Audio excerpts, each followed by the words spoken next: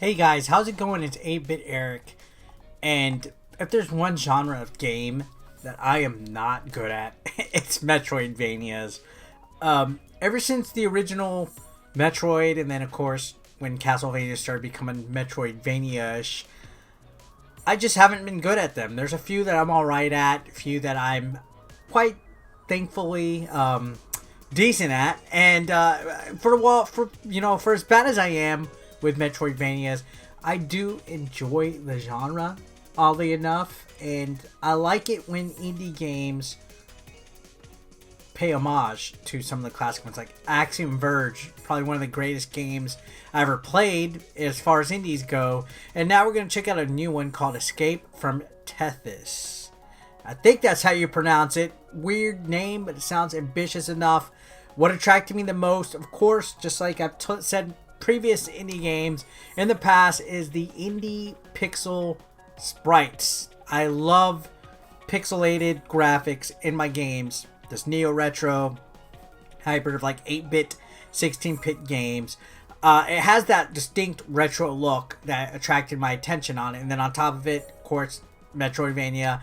In general, with indie games, you know, it's hit or miss. This one looked like it'd be something that I could, interestingly enough, sink the teeth into. So I checked this out on the Nintendo Switch. Now, the premise is that you're trapped on a planet. You're alone. You're being pursued by a droid that you meet up early on in the game. It's like a Terminator droid that kills everything in sight. You have to escape from Tethys. That's the name of the planet. And, of course, just like in Metroidvania games, there's a lot of backtracking, a lot of exploration elements, a lot of areas that you can't access until you get certain abilities, certain perks and items that allow you to traverse certain areas and stuff like that. There's upgrades, new weapons, and all sorts of things that you uncover as you play. So if you're experienced with Metroidvanias, this one's pretty standard as far as it goes. And it's surprisingly expansive. Going around exploring the map and stuff, it was easy to kind of get lost. I was like, wow, this game, the whole map is a lot bigger than I expected. Because, you know, when you think indie, generally you think smaller, you think more basic and stuff like that. Don't let the pixel art graphics steer you wrong on this. Don't let it sell you short. Don't let it make you think that it is a lower budget title that has nothing behind it and is not worth playing. Because I can say, as far as indie Metroidvanias go, this one actually has a fair amount of ground to cover, especially when you're going to be playing it. So you will be challenged just enough. It's pretty standard. Now, the whole premise is that you're a scientist that develops tech and things like that. And you're stuck on this planet.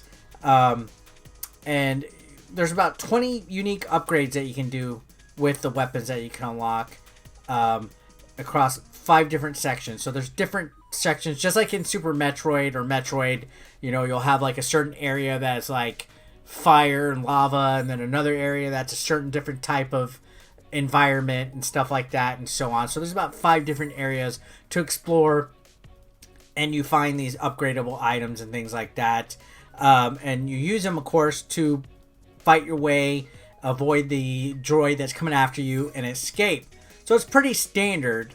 It's a one-player game, which is standard. So this game didn't really innovate. If you're looking for something to switch up the genre and do something brand new and do like a new take on that, Escape from Tethys plays it safe in regards to these type of games. So if you've played one in the past, you've played more. I would say, honestly, in the grander scheme of Metroidvanias, a game like Axiom Verge is maybe a little bit more in depth than what this game would be.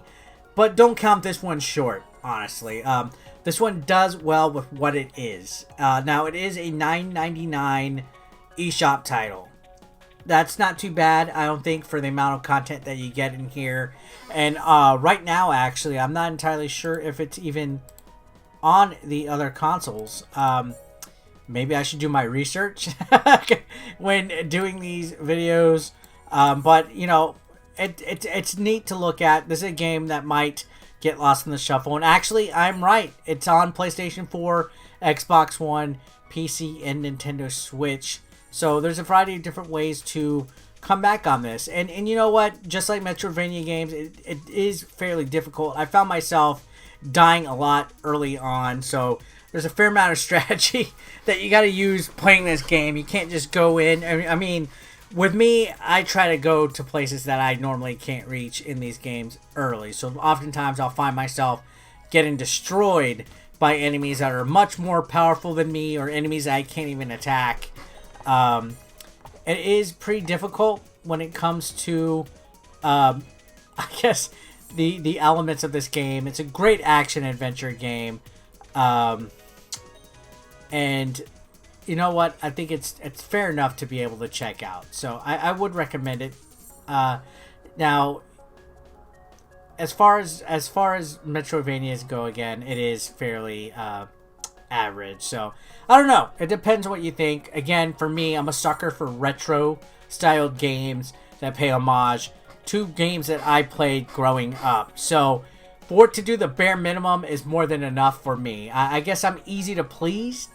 I don't know. I find myself liking a lot of indies that are basically clones or carbon copies of games that I played growing up. I'm an NES guy, so anything that reminds me of Metroid instantly perks my interest and stuff. And I know that Metroidvanias are a genre that is a little bit oversaturated. I'm sure the eShop has tons of them. I know Steam has a gajillions of them.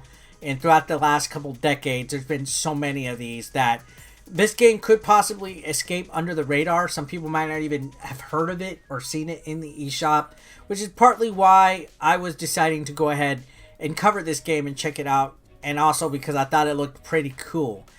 This came out recently, not too long ago, and I maybe this will get a sale soon. So if you're hesitant on the $9.99 price, maybe you can pick it up later on. I think it is well worth the look. What do you guys think? Comment down below. Let me know your thoughts. Is this something that you're interested in, or is it a hard pass? Subscribe if you guys haven't done it already so you don't miss any of my uploads. Don't forget to like or dislike. Help push this in the algorithm. And I'll see you guys on the next video. Have a great day. As Keeb would say, peace out. Consider supporting 8-Bit Eric on Patreon for just $1 a month. Link below in the description.